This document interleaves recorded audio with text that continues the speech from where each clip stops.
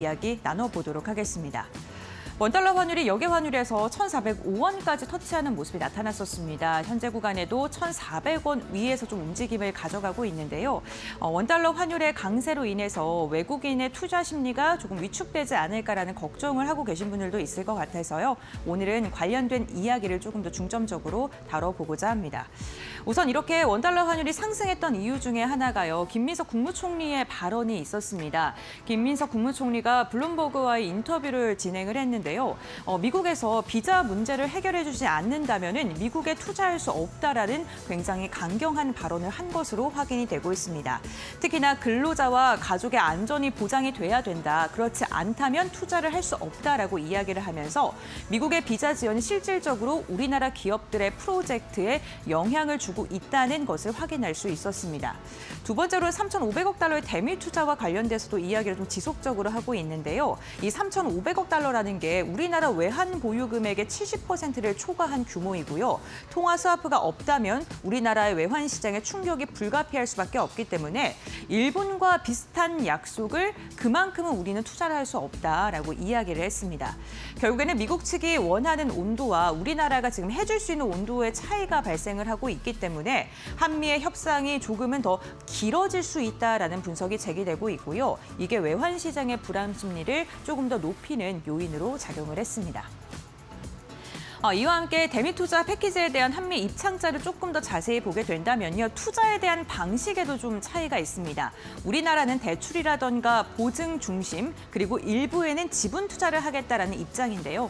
미국 같은 경우에는 현금 흐름이 지분의 직접적인 투자이다라고 이야기를 하면서 지분을 직접적으로 투자할 것을 요구하고 있습니다. 결국에는 우리 시장에는 굉장히 큰 부담으로 작용할 수밖에 없고요. 지금 국무총리라던가 정책실장이 이와 관련돼서 조금은 부담스러운 요구다. 그것을 우리가 온전히 수용하기는 어렵다는 입장차를 같이 하고 있는 상황입니다. 결국에는 외환 시장의 충격이라던가 재정적 부담이 가중될 수밖에 없는 미국 측의 입장인데요. 결국은 이렇게 보시게 된다면 우리나라의 외환 보유 금액은 4천억 달러고요. 미국 측이 지금 요구하고 있는 것은 3,500억 달러의 직접적인 투자입니다. 70%를 한 번에 소진을 해야 되는데 당연히 흔들릴 수밖에 없겠죠. 이재명 대통령 역시나 일본과 비슷한 걸 자꾸 미국이 요구를 하는데 일본과 경제 규모라던가 외환 시장의 조건이 완전히 다른 상황이다라고 계속해서 이야기를 하고 있는 상황이고요. 미국에도 투자 확약을 먼저 지금 정해져야지 스와프 같은 경우 훈순위로 밀릴 수밖에 없다라는 입장이 나오면서 양국의 입장차가 지금 뚜렷하게 나오고 있는 상황입니다. 만약에 통화 스와프가 체결이 된다면 당연히 우리나라에게는 긍정적인 영향을 미칠 수밖에 없습니다. 유동성 안전판을 확보하게 되고요. 시장의 신뢰가 높아지게 될 수밖에 없는데요. 이번에 에이펙 정상회의에서 관련된 이야기를 나눌 것으로 보이는데 어떻게 결론이 나게 될지 그에 따라서 시장의 방향성도 엇갈릴 수 있다는 점은 기억해 주시면 좋을 것 같습니다. 이렇게 불확실성이 가중되면서 환율이 1,400원을 돌파했습니다. 24일 야간 거래에서 1,405원까지 터치하는 움직임이 나타났고요. 2개월간 굉장히 지리한 박스권에서 원달러 환율의 움직임이 나왔었는데 그 박스권 상단을 돌파하게 된 것입니다. 사실 이 1,400원이라는 건 심리적 마지노선이라고 뜻하는데요. 그 위에 상단이 이제는 1,420원까지 열려 있다라는 증권가의 분석이 나오고 있습니다. 다만 1,420원까지 올라가게 된다면 시장의 흔들림이 더 커질 수 있기 때문에 당연히 당국에서 개입을 할 수 있게 되는 거고요. 그래서 추가 상승 속도가 굉장히 가파르게 진행되지는 않을 것이다라는 이야기도 나오고 있습니다. 그렇다면 원달러 환율이 이렇게 강한 상승이 나타나는 이유, 정치적인 이유도 있겠지만요. 대외적인 이유와 대내적인 이유를 좀 나눠서 보시는 것도 중요할 듯합니다. 우선 달러가 강세를 보이는 이유는요. 파월 연준 의장의 매파적인 발언, 특히나 주식시장이 지금 고평가되어 있다라는 발언을 한 게 시장 자체를 좀 흔들리게 만들었고요. 그로 인해서 안전자산인 달러로의 수급이 유동적으로 나타난 것을 들 수 있겠습니다.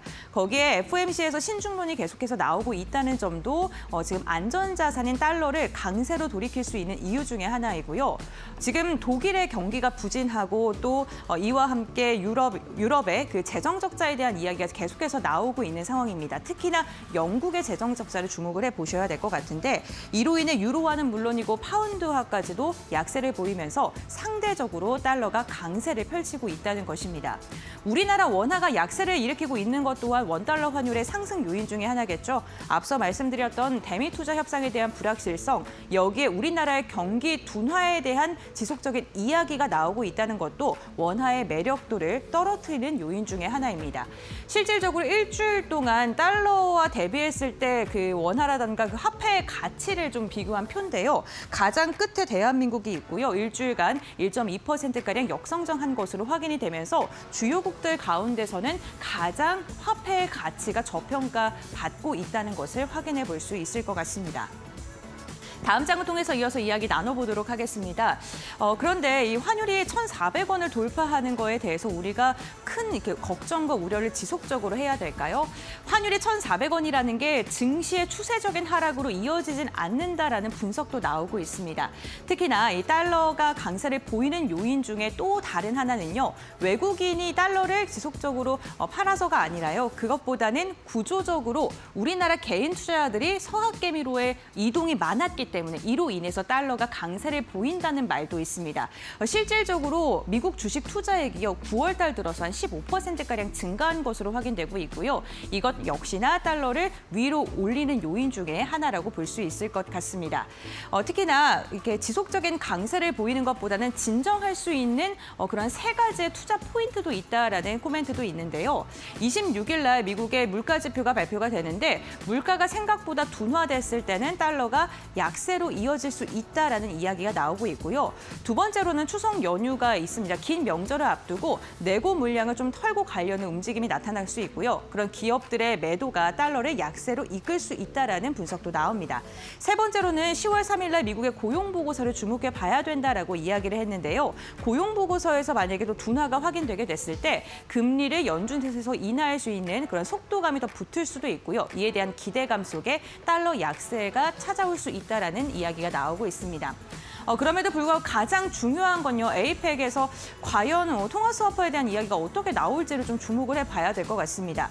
대미 투자를 얼마큼 할지에 따라서 원달러 환율의 변동성이 굉장히 커질 수 있다라는 분석 그래프인데요. 보시는 것처럼 투자를 집중적으로 하게 됐을 때 환율이 무려 1,628원까지 상단을 열어둬야 된다라는 이야기가 나오고 있습니다. 그러니까 통화 스와프가 체결되지 않게 된다면 환율의 강세는 더 이어질 수 있다라는 거겠죠. 다만 분산 투자를 하게 된다면 충격이 완화될 수 있으니까요. 그 부분을 좀 주목해 보시면서 환율적인 측면을 바라봐 주셔야 될 것 같습니다. 마지막으로 증시 부분 함께 살펴보도록 하겠습니다. 당연히 환율이 오르면 외국인과 기관의 매도세가 나올 수 있고 부담 요인이 높아질 수밖에 없습니다. 하지만 시장에서는 숨고르기 장세이고 지금 외국인이 현선물을 지속적으로 매도하는 건 아니다. 매수와 매도를 반복하고 있다라고 하면서 업종별 순환매 흐름이 지속될 것이다라는 분석이 나오고 있습니다. 단기간 많이 올랐던 종목을 중심으로는 매도를 하고 저평가 구간에 있는 종목은 사들이는 그러한 장세가 이어지고 있다는 거고요. 조정에 대한 가능성 우려가 나올 수도 있는 게 환율이라던가 투자 협상에 대한 교착 장기화, 그리고 파월 의장의 매파적인 발언들로 대형주들 단에서는 부담을 느낄 수 있는 시장이다라고 이야기를 했습니다. 하지만 시장의 방향성 자체는요, 좀 우상향으로 더 갈 수 있다라는 이야기가 더 많이 나오고 있고요. 이와 함께 시장이 조금은 조정 국면에 접어들더라도 우리에게 언제나 투자 힌트를 주고 있기 때문에 환율의 변동성 꼼꼼하게 확인해 보시면서 너무 이른 걱정은 하지 않으셔도 될 것 같습니다. 네, 오늘 마켓 웨이컨 여기서 마무리하도록 하고요.